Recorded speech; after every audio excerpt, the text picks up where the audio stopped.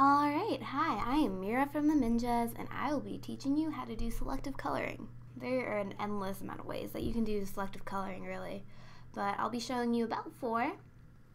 Alright, so I'm going to go ahead and start off with, kind of a really basic idea, like if you were using paint or something and it had layers, this is what you would think to do.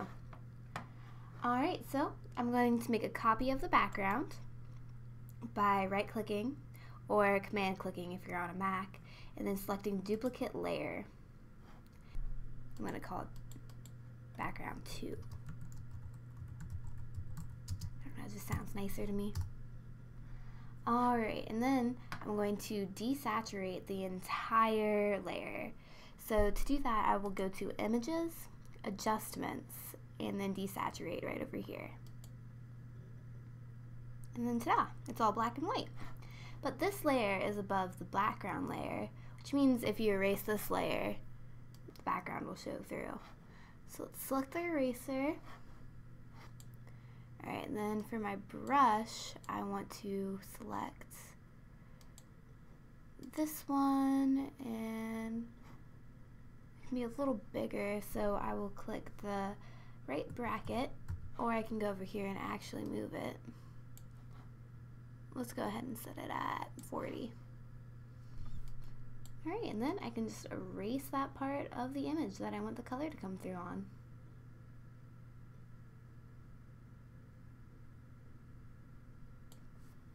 And as you can see, the color comes through.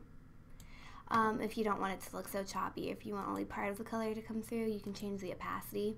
I'll change it down to 54%, and you can see how it looks like with the purple.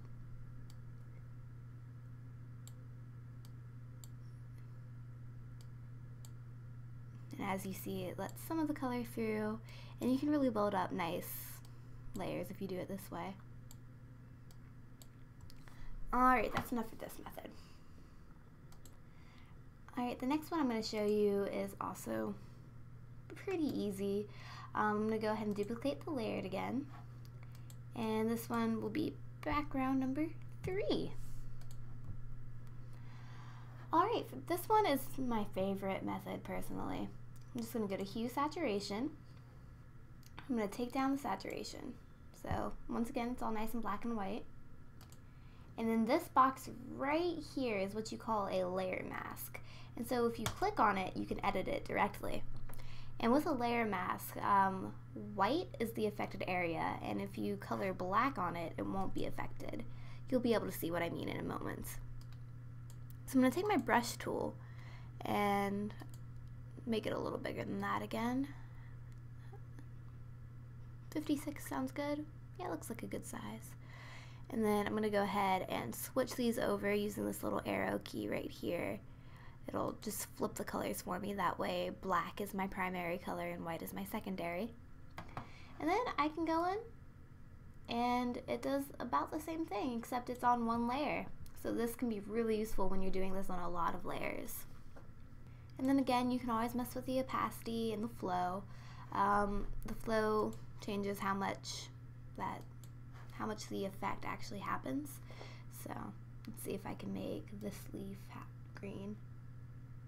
And if you were painting, it would be considered how much paint you have on your brush, pretty much.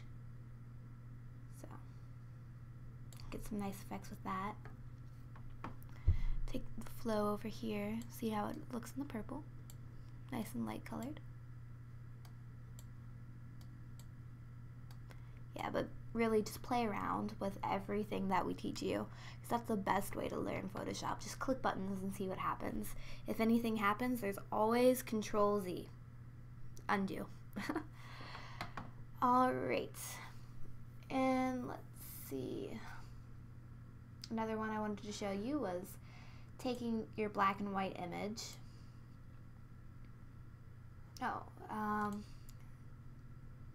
Which is still erased. I should undo that. I'll just make a new one.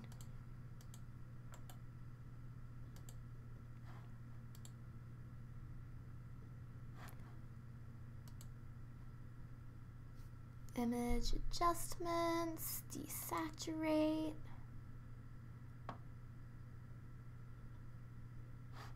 Nope. There we go.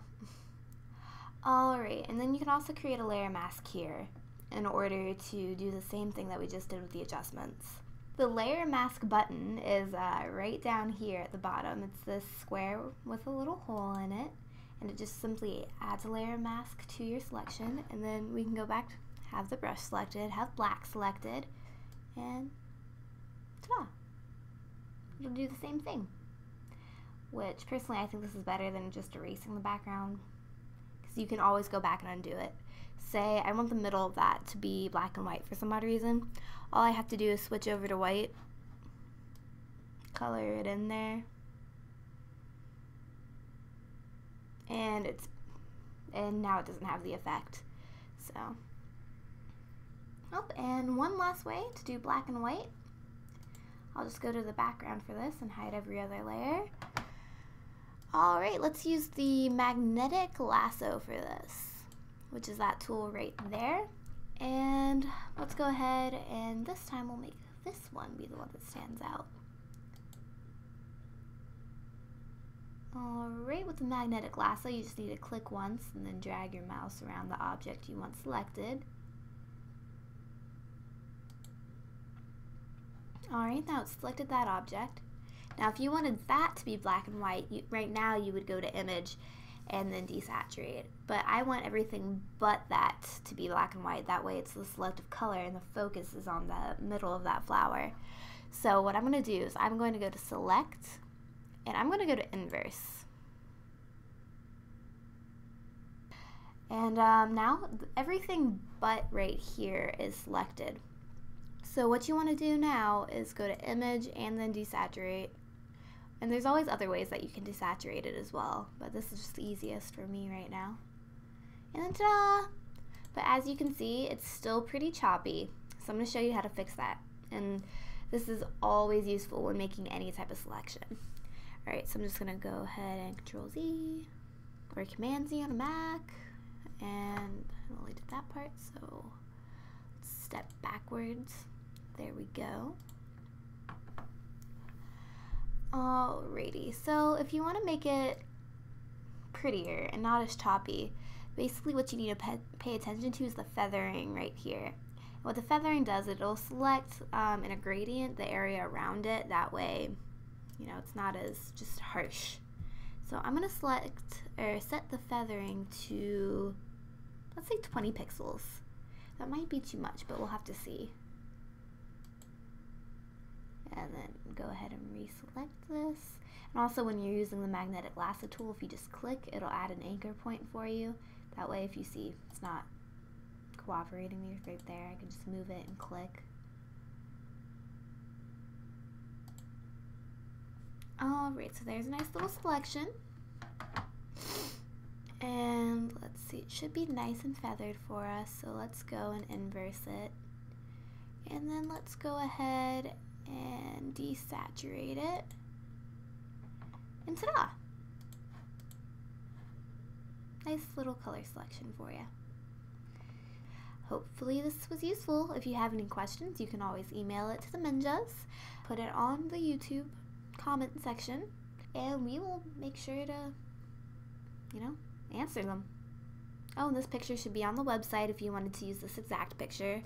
And, you know, ask us for more stuff. You know, tell us what you want. We won't mind. Alright, and that's about it. Thanks for watching. Bye.